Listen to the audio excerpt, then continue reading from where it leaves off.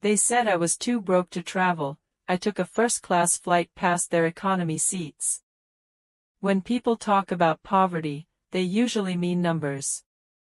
A salary bracket. A bank balance that never quite balances. For me, poverty had a chorus, voices in the alley, across tea stalls, on bus benches, a clacking percussion of certainty. Anika, you're too broke to travel. Keep your feet on the ground. They said it with what passed for kindness and what settled as a bruise. Aunts who clicked their tongues and neighbors who borrowed salt and never returned it.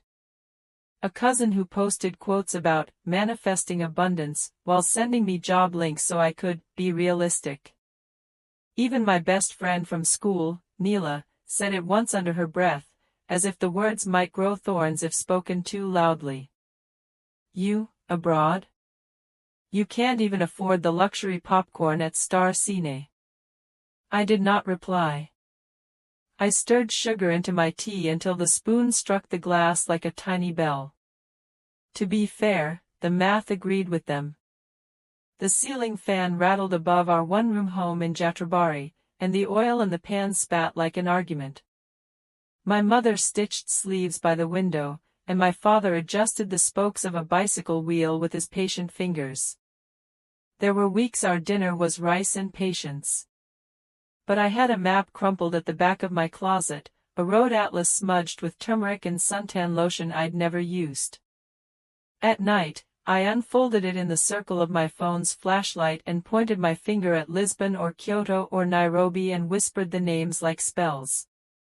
You want to travel, my father said once, not as a question but an acceptance, like he was cataloging my height or the curve of my handwriting.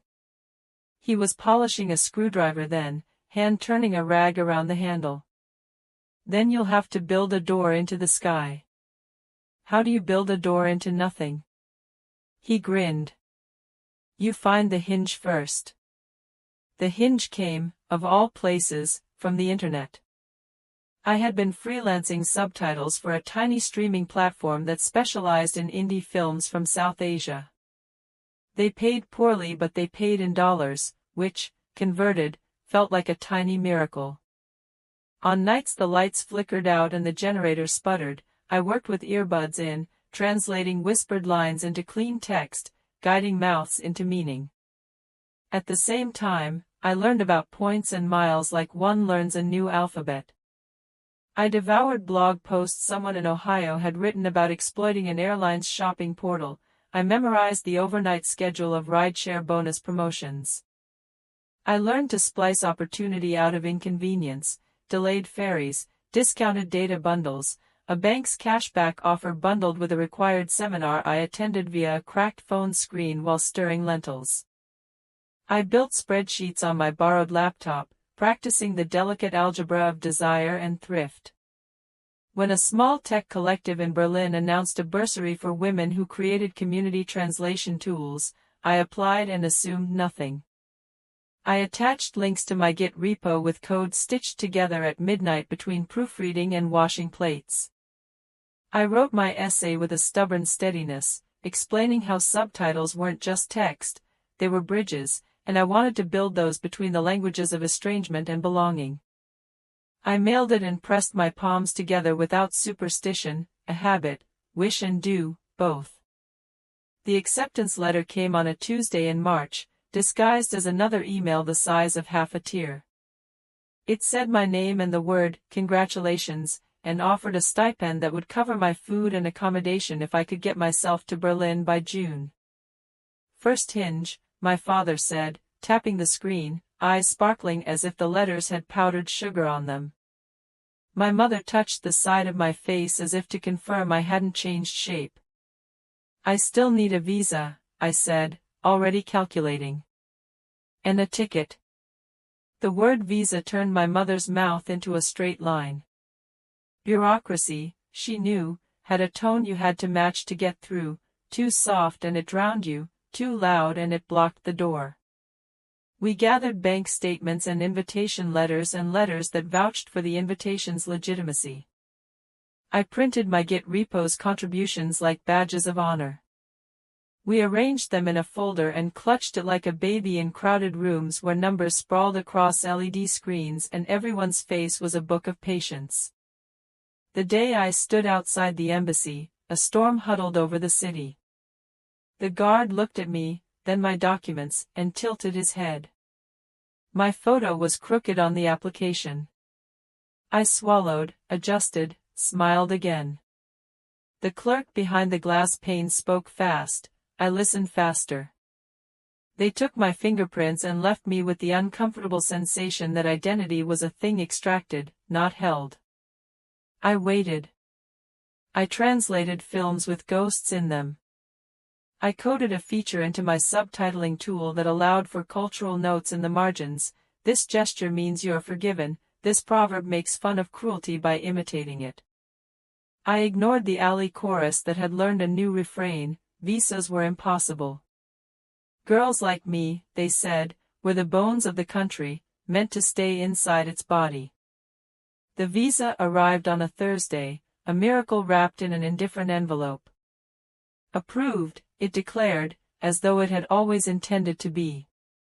I shut my eyes and saw a door in the sky, opening. Then came the ticket. I had enough cash for a seat upon which my knees would kiss the seat in front of me. But something stubborn had planted itself inside me while studying the archives of points collectors and mileage optimizers, a conviction that there were trapdoors even in the ceilings of elite spaces. Not because I deserved to sit there as much as anyone else, not because I believed glamour to be moral. But because the chorus had become too loud, too broke, too silly, too much. I wanted, if only one time, to be waved toward the left at the end of the jet bridge where the carpet changed texture and the curtains whispered. I became a scavenger of the invisible. I routed purchases through shopping portals that paid me miles for ordering rice and shampoo. I volunteered to test a beta app that rewarded users with airline points for filling out surveys about bus routes. I measured the length of my commute in loyalty currency. I downloaded a bank's educational materials for an instant sign-up bonus and then never went near their loans. A year earlier, a promotion had offered double miles with a partner airline if you watched an entire day of their in-flight advertisements online. I watched them, every flourish and sky montage, while washing clothes and peeling garlic. At the end of the month, I had enough miles to buy a one-way economy ticket and a strange collection of points spread across a few carriers like small coins in several pockets. Then the Berlin collective sent an upgraded stipend because another attendee had dropped out. It wasn't much, but it was a bridge between islands of points. A Gulf airline ran a quiet promotion, connect through their hub and bid for an upgrade with a combination of cash and miles. Quiet, because most of the world didn't read the footnotes. Loud, if you listened as I did, ear pressed to the floorboards of commerce.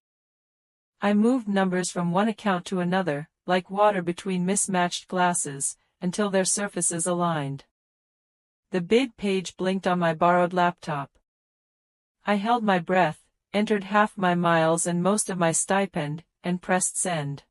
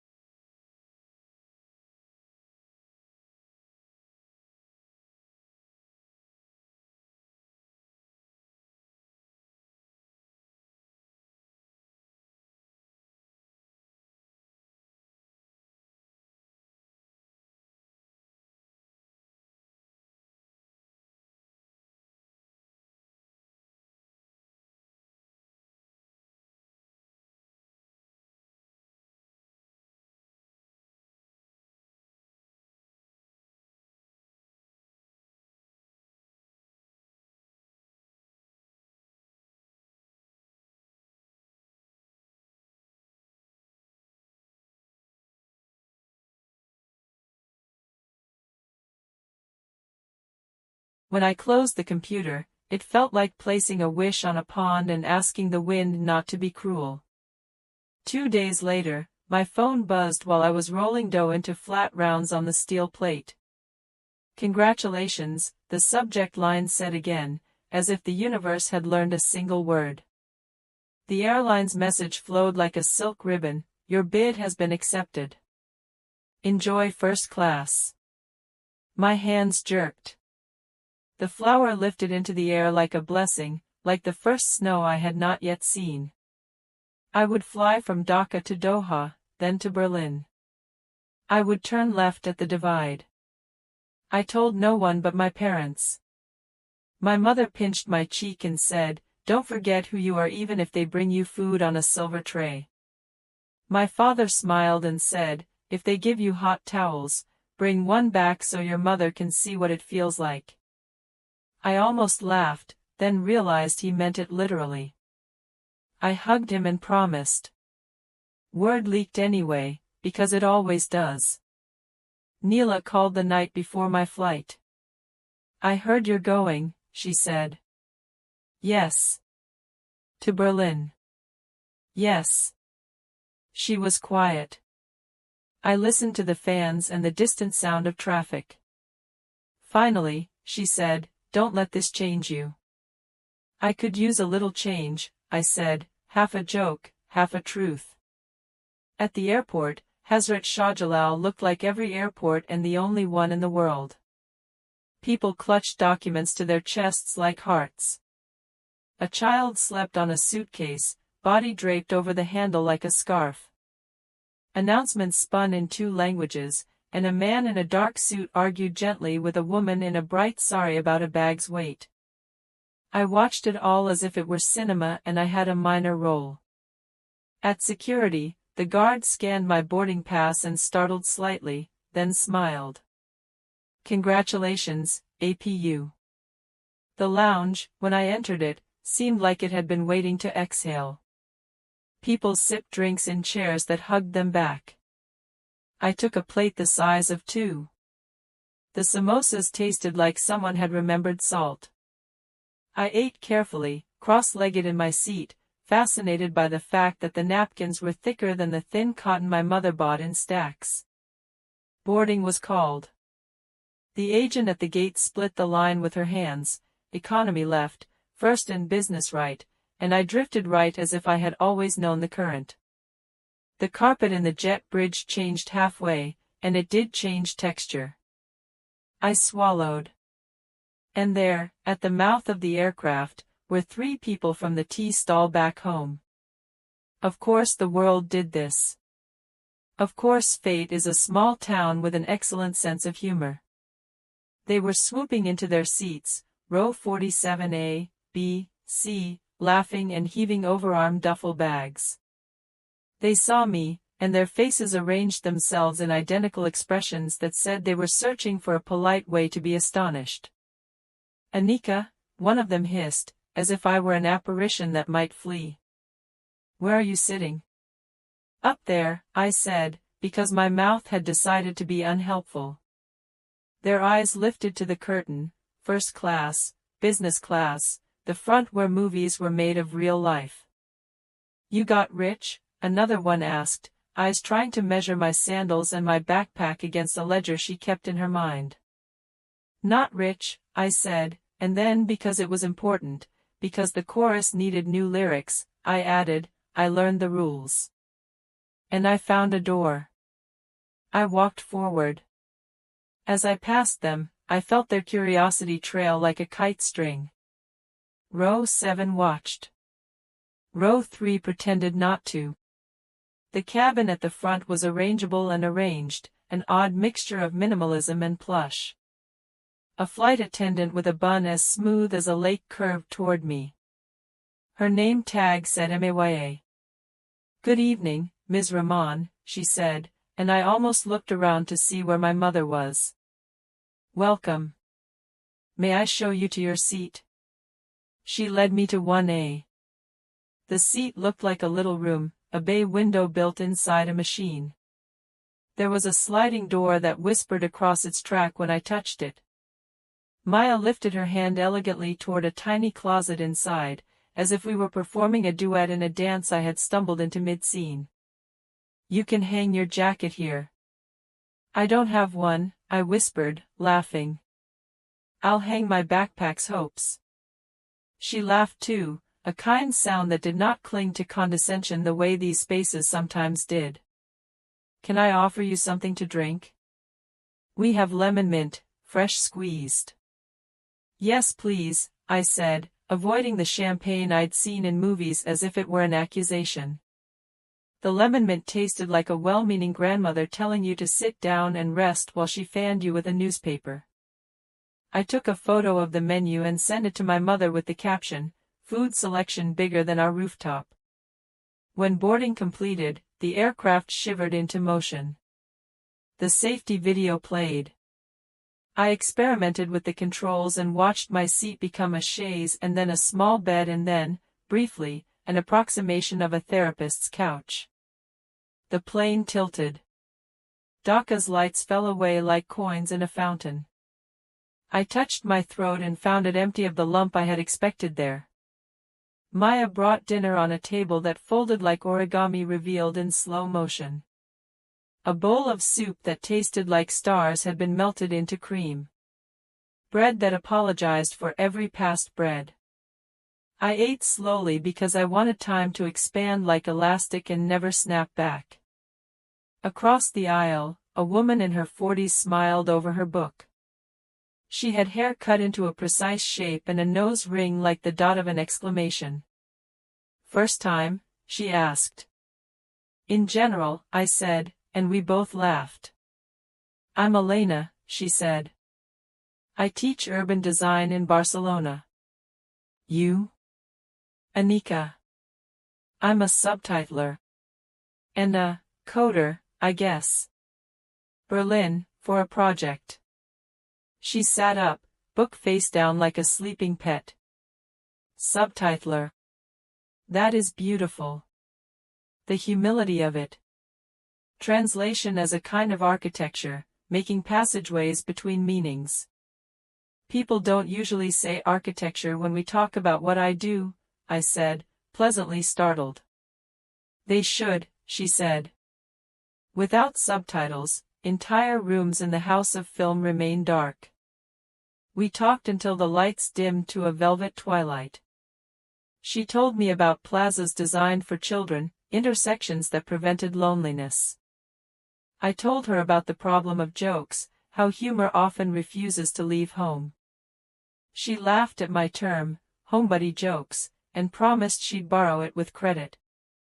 A first-class cabin felt like a strange place to discuss public benches, yet it fit. All cities, all planes, all seats are built by decisions people make about who deserves comfort and when. Eventually, I slept.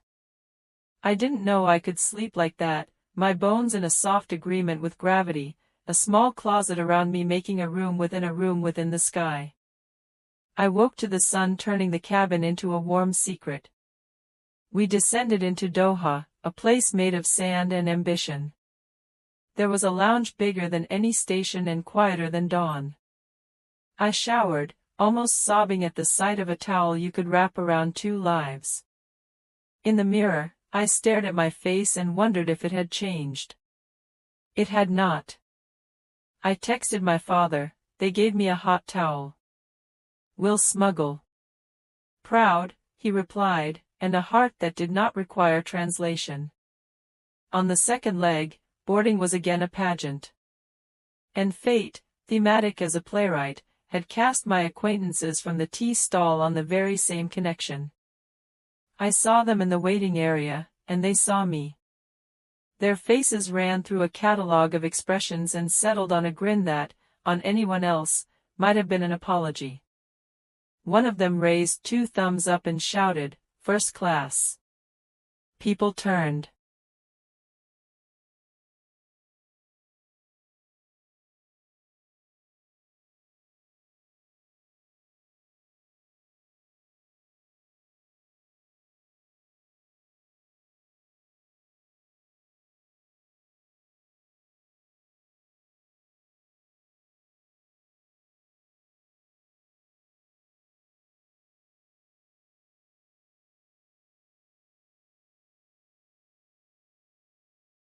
I smiled, and it felt like an act of service to myself. When boarding began, the agent waved first to the front, and I walked forward as the economy lane braided behind me, chattering about legroom and movies. The three voices from home fell behind, but I still heard them, like a radio left on in another room, not quite my frequency anymore. As I crossed the threshold into the aircraft, I paused. The chorus in my head grew faint, and another sound swelled, the hush of possibility. I turned, purposely, and saw the three women lifting their baggage into the overhead bins, struggling with a weight that was more than fabric and zippers. The aisle around them clogged with other tired people. I walked up the aisle of economy, because the entrance for first on this aircraft required passing through the plane's spine. Past row 14, past 23, past 31, I moved, the boarding pass in my hand, a small flag. I caught Neela's cousin's eye. She looked at me the way you look at your reflection at a distance, surprised you take up more or less space than you expected. I thought, briefly, of saying something, the kind of line that would refill my adolescence with retroactive dignity. Instead, I touched the seat back of row 47C, gently, as if blessing it, and said, "Have a good flight." No irony. It felt like setting down a bag I'd carried too far. First class again. Maya again, or someone like her, and a man with a tray of dates so glossy they could have been polished stones. The door slid shut around my seat with a whisper. The aircraft pushed its nose into the runway and leapt, and I watched the desert draw a long breath below. Meal service arrived with a soft orchestration of plates. I chose the vegetarian option in the same way a child picks out a favorite leaf from a pile, carefully, delighted by the fact that there were choices. The bread arrived in a basket lined with a cloth that swaddled it like a newborn. I picked up a roll and thought about my mother's roti, about circles that begin and end and begin again. I made a silent promise to send her a photo of the butter knife because it was shaped like a tear, and we have always loved unnecessary beauty. Elena was not on this leg, but a young man across the aisle turned out to be a sound engineer from Lagos who had run recording cables through the backstage of festivals that made tents into temporary cities. He asked what I did, and I explained the tool I was building, subtitles with context so a line like, "She carried the sun in her sleeve," would not be sanitized into literal nonsense. He nodded keenly and told me how he once recorded a choir in a church where the ceiling was a dome and the delay made time fold into itself. "We do the same thing," he said, "just with different knobs." After the meal, I turned on the in-flight Wi-Fi and sent a message to Neela. I wrote, "I'm on the plane. It is strange and not strange. I thought I would feel like a thief. I feel like a part of something. I don't know what yet." She didn't reply immediately. Then, "I'm proud of you," she wrote. A pause. "And jealous. And proud again. Send me the bathroom selfie." I laughed, actually laughed, and dutifully sent a photo of the sink made of materials designed to look expensive even in 2 minutes. Her reply came with a string of laughing emojis. "You look like a CEO of clouds," she wrote. The plane tilted. Europe approached, a shape you don't see from the window yet somehow sense in the pilot's voice, in the way the air thins like chalk had been mixed into it. The flight attendant came with landing cards and adjusted my seat belt with the care of a person making a bed for someone dear.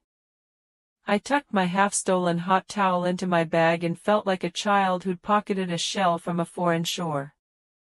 The cabin lights warmed.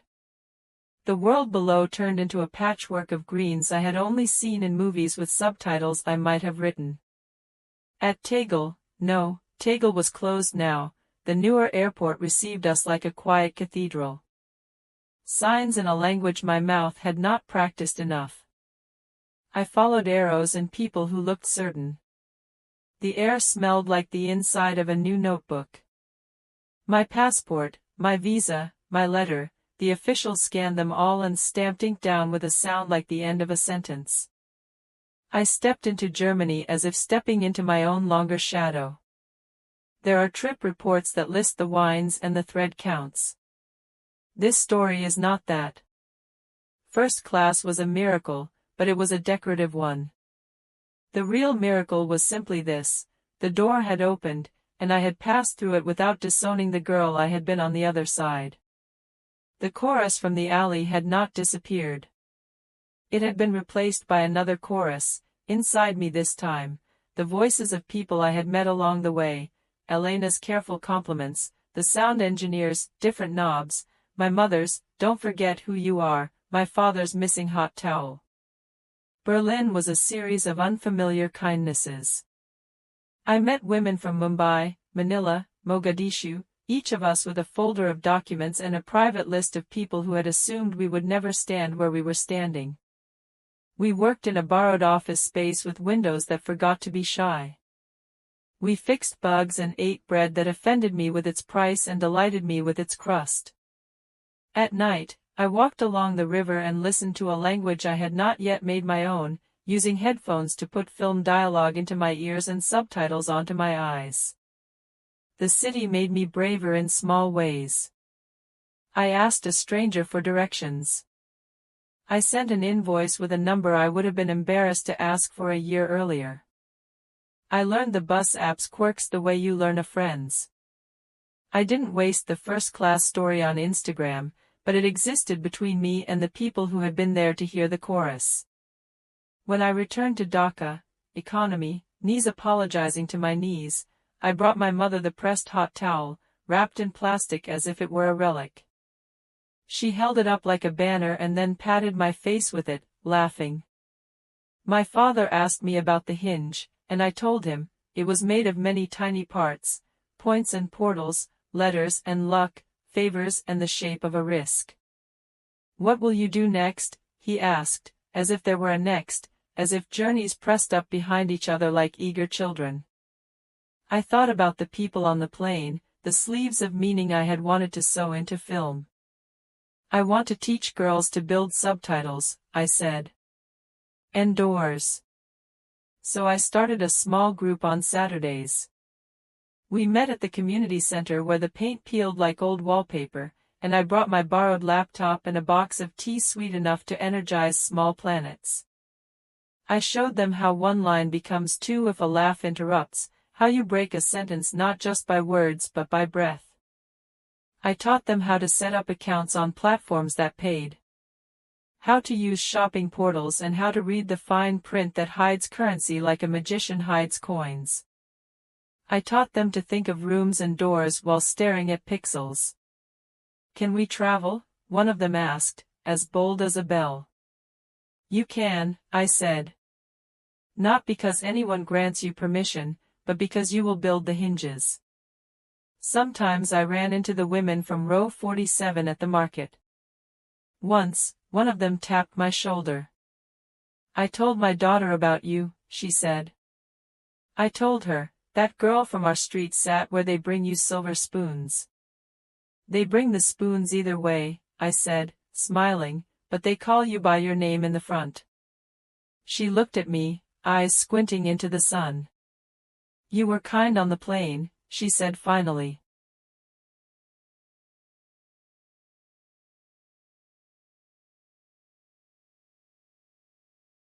You didn't show off. I shrugged. We all fly in the same sky. Another time, I saw Neela on the footbridge and we bought guava slices with salt and chilies and ate them until our lips tingled. Are you different now? She asked. I'm wider, I said. Like a door. She laughed and bumped my shoulder with hers. When Berlin invited me back the following year, I booked economy without shame and upgraded only the things that mattered. I paid for seat selection so I could sit by the window. I splurged on a coffee in the lounge because I had a coupon. The plane did not care where I sat. The sky made no distinction. Still, there was a day I needed to remember. So this is the day I tell and retell, the day the voices at the tea stalls said I was too broke to travel, and I took a first-class flight past their economy seats, not to hurt them, not to wave, not even to be seen, though I was, by them and by myself. I did it because I needed to prove a theorem in the geometry of my life, that a line drawn at the edge of your world can bend into a circle if you press long enough, that a door in the sky will open if you learn where the hinge hides. I kept the first-class boarding pass in a notebook. Sometimes I slip it into a page where I've scribbled ideas for a film, a line that doesn't work yet. I remember Elena's hands as she described plazas and my father's fingers as he fixed spokes, how both gestures mapped onto each other like a transparent overlay. The world is full of rooms, and the rooms are full of doors, and the doors are full of people telling you they are locked. Sometimes they are. And sometimes they are only closed with a sound that is not a lock at all but a whisper you can learn to answer. Once, on a bus to Old Dhaka, a girl stared at me with the hungry caution of someone thinking of asking a question they'd been told was improper. The bus jolted. I caught the strap above our heads with my hand, bracing. She lifted her chin. "Apu," she said, "how did you sit there?" I could have handed her the ledger of miles and portals, bids and passwords, the charade of commerce. Instead I told her the purest version. I didn't let the chorus in my head finish their song. I wrote my own last verse. "And what was the verse?" she asked, like a scribe leaning in. "It was only this," I said. "When they said I was too broke to travel," I answered, "watch me, and watch for the door." She nodded. The bus groaned. We both laughed for no reason that would translate. When I look back, I remember not the silver trays or the lamb that tasted like Sunday, but the lemon mint that tasted of rest, and Maya saying my surname with a softness that honored my mother's hands. I remember the moment of walking by the economy seats and the small choice not to throw my triumph like a stone across the aisle. I remember the feeling that had begun at my temples and settled somewhere near my sternum, not triumph, not relief, but a quiet recalibration, as if someone had reached inside the machine of my life and adjusted a gear by a half-tooth's width, and now everything spun with less groaning. The chorus still exists, some days louder than others. But they do not write my ending. I keep writing.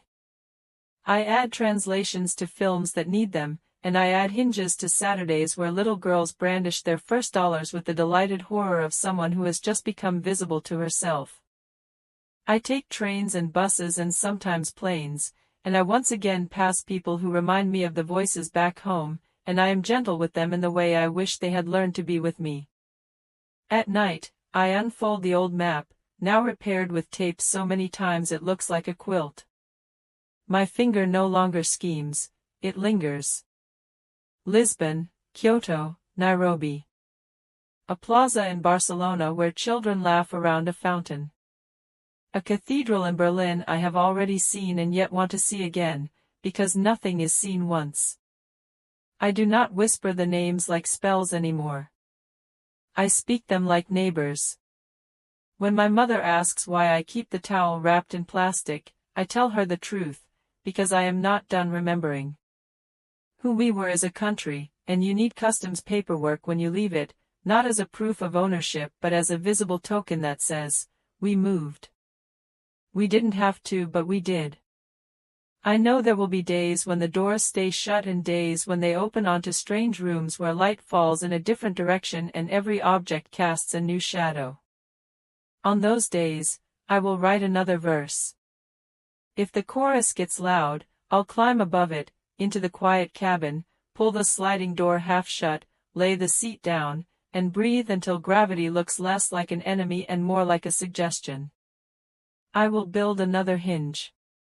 And when I'm too tired to build, I will simply do what I did the very first time, walk past the aisle, hold my boarding pass steady in my hand, and think, not about who is watching, but about the feeling of my own feet finding the carpet that means forward. Once upon a jet bridge, I turned left. Not because I had money. Because I had learned to read the small text in my own life and bid accordingly. Because the girl who translated other people's words finally wrote her own. They said I was too broke to travel. So I took a first-class flight past their economy seats. And then I kept going. The end.